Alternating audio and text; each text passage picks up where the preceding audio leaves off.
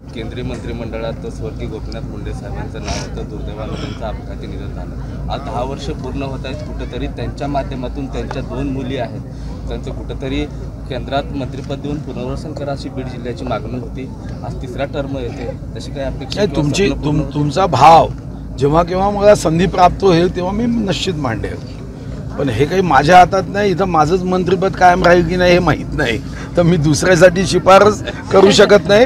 हां, मी फक्त त्यांच्यापर्यंत हा भाव अगोदरही पोचवला आहे. या अगोदरही हे खरं आहे की पंकजाताई या अतिशय उत्तम,